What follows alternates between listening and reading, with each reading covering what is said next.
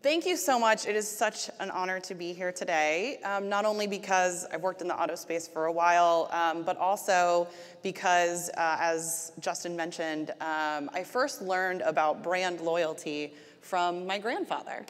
And I'll start by telling you a little story about him. So this is a picture of his driveways. He had two. He had to have two because he had 8 children. And there was a rule that he instilled in his house very early on, and that was you could not park in these driveways unless you had a GM vehicle. And this was actually more of influencer than you would think, because you also could not park on the street. He had one of those kind of one-way streets that didn't allow street parking. And you kind of had to have a hike if you had to park on an opposite road. And so it was very influential as his kids started to turn 16 and, of course, started to think about their shared car strategy. GM was very obvious on their minds. And so he worked 31 years at GM. This is actually a picture that was just taken a couple weeks ago. That's my dad and my uncle modeling their 4 current GM vehicles that they had parked in the driveway. But that's really the first glimpse that I got at brand loyalty. If you wanted to park at Grandpa's, you got a GM. And so that's led me to my first vehicle, which was this extremely sexy Chevrolet Eurosport. I'm also probably dating myself a little bit by saying that was my first car, but it was a hand-me-down from my father. I shared it with my sister. Great car, got me from A to B and exactly where I needed to be. And it was a great way to introduce me to the GM brand. But when it came time for me to buy my first vehicle, I overanalyzed. I planned, I searched, I looked at articles, consumer reviews, I had a spreadsheet. I considered every single make and model that was within the category of vehicle that I wanted. And I really, really got detailed about it. And so my first car that I actually purchased without the help of mom and dad after I moved back from New York and could actually have a car was an Acura RDX, which is what I have today. And I really put a lot of thought and planning into this vehicle. It was a several-month search. And I thought that I was an anomaly. I thought I was just type A, planner. I mean, you guys should see my spreadsheets for when I'm hosting a dinner party. It's down to the minute of when something needs to come out of the oven and something else needs to go in. I thought that was just me. But when I started working at Microsoft and really digging into the user data that we have, I started to see that I really wasn't alone. And what we're continuing to see, what I'm going to show you today is a little bit of data from 2015, just to see how the consumers are behaving online. And what we continue to see is that the consideration set is large for the makes and the models that people are considering when they start their search. And you can see that consumers considered 9.8 makes and 11.4 models, but very few had a brand preference 6 to 12 months out. And I was even shocked that only 60% had a brand preference going 1 month into their purchase. And as we continue to refresh this data every year, the consideration set continues to grow, and the brand preference continues to be a little bit more volatile. And the average time that people take to search, I thought I was an anomaly. I took probably 4 months to actually search before I decided on a vehicle. Is about 3 months, a little bit over 3 months, the average consumer decision journey for an auto purchase, and this was based on Microsoft Bing data. And not only that, it's about a 3-month window, but few are actually exposed to digital advertising, which surprised me. 35% were exposed to automotive ads on desktop 6 to 12 months before, and even less for mobile. And as Trace said, mobile is here, it's not happening, and so this low number surprised me a little bit, and this is from 2015 as well. So when we look at, okay, consumers are searching, they're starting earlier, they're searching longer, and they're not being exposed to digital, but what are they influenced by?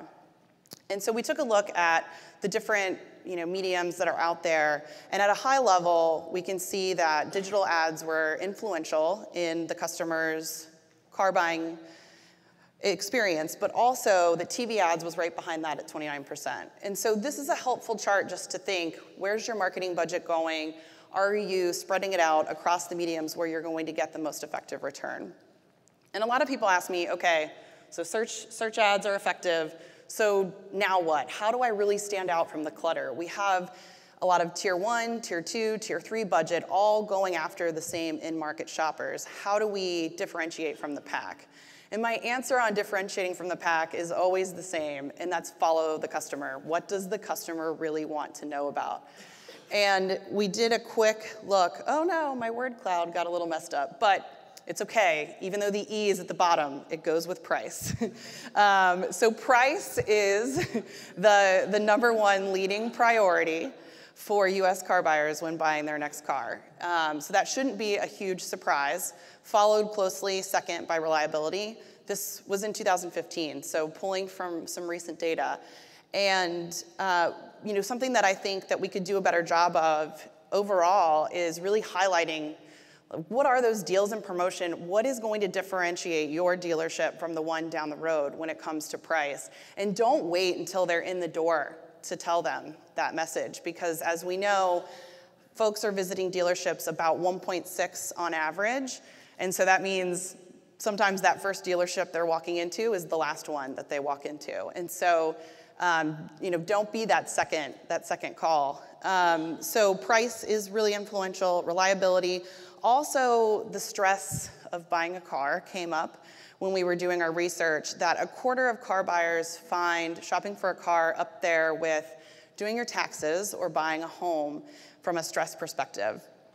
And we all know we don't want it to be a cumbersome process, and everyone in this room is working to make that process easier and faster and more efficient for all of our users. And 1/5 are willing to buy a car digitally. I actually think Trace had an updated stat here, and that it was even more than that if the option was available. And so it's interesting to think about, how is your dealership set up to succeed in someone potentially buying, financing, and walking away with a car without stepping foot in a dealership? So something to definitely consider, but also you can highlight, if you do have a really great user experience at your dealership, you can highlight this in your ad copy via a review extension from Yelp or something of that sort. So there's a lot of ways that you can highlight, hey guys, come to us, we are going to make this easy for you. You can have people chat online and have that as an option as well. So just to summarize the industry trends before we look forward, being always on across search engines is a great way to really make sure you're reaching that customer during that entire 96-day window. Using remarketing, Trace talked a little bit about that. Using first-party or third-party data, you can really target your message to the customer wherever they are in the buying process. Highlighting price where you can and where you have the deals that are going to beat out your competitor down the street. And using review extensions or highlighting, hey, come to us. We are not going to make this harder for you. This is not going to be a stressful experience. So this is kind of what we know search to be. A text box, you type words into it. On average, those words are 3 to 4 words, as we know from our data. But where search is going, we have so many new devices, including, of course, the mobile phone, but virtual reality, Xbox, Skype. There are really a lot of different devices that are coming out that are changing the way that people are searching and consuming information. And these new ways to search bring about the need for people to interact with your brand in a gesture, a touch, a voice, and through images.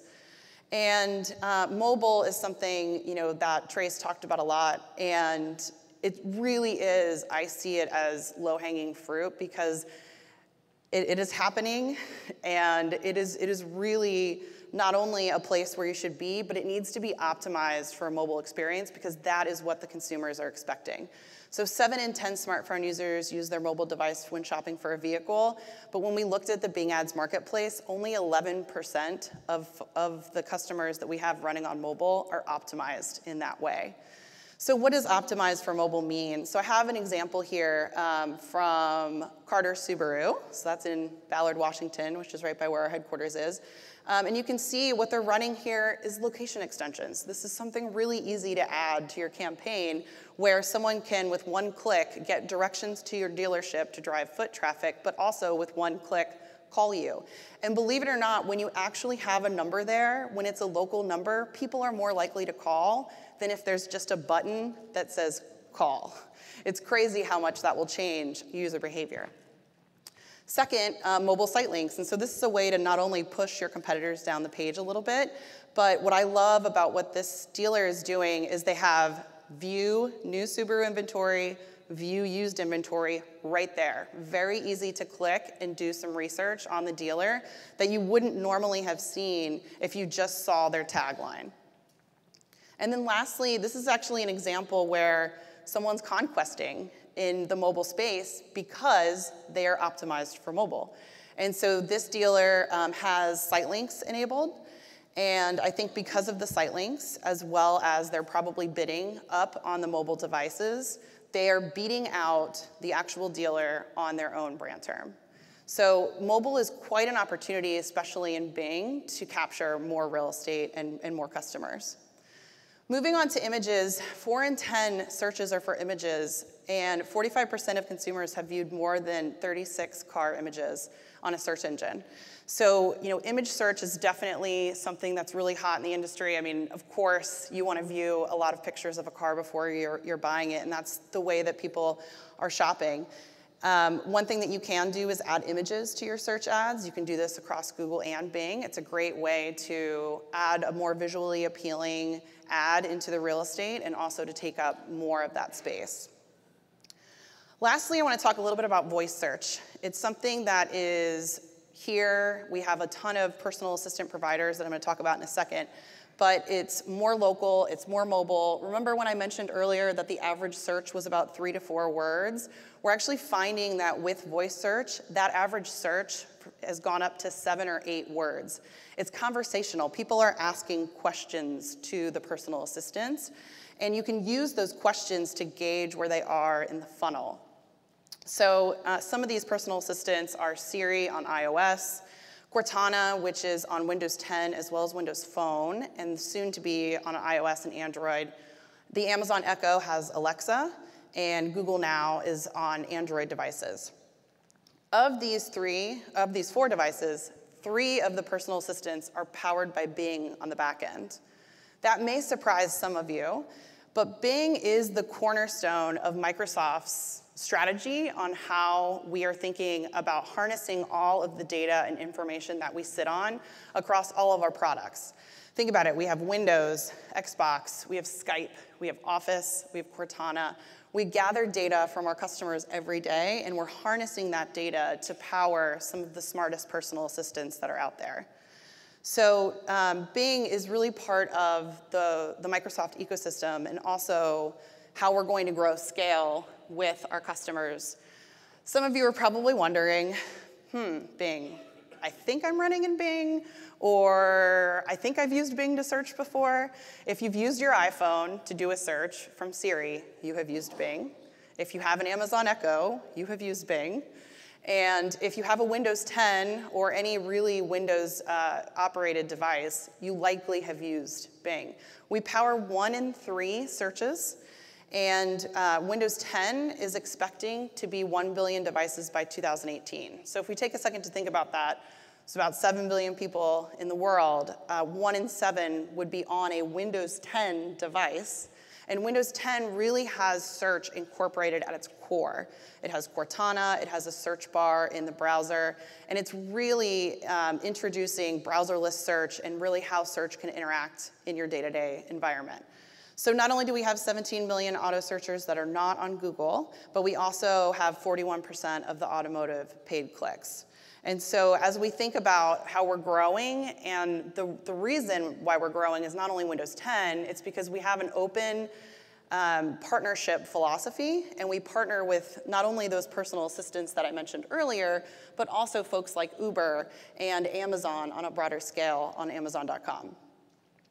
So when you think about maximizing your search budget, one thing that I would also consider is that when we looked at our cost per click on Bing versus some of our competitors, we had 151% lower cost per click, and this was on dealer-specific search terms.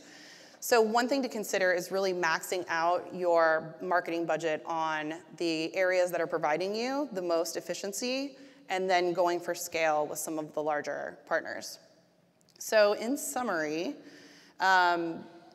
Ways that you can drive more leads, research is starting earlier and earlier, and folks are having a wider consideration set.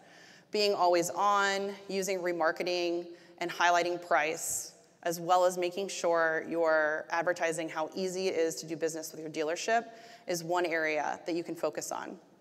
The second would be optimizing for mobile image and voice. It is here, it is happening now, and over 41% of adults are using voice search. So it's definitely something to really focus your strategy on. So you can use all these different extensions on your search ads to find ways to connect with those audiences in the environment that they're at. And then lastly, Bing has auto and market shoppers that are not on our competitors, and we have lower CPCs. So it's a great way to maximize your marketing budget and to really expand to a lot of those new devices that are coming out in tech, and to really be in front of your user where they're searching for you. Thank you, and I look forward to meeting most of you later this evening.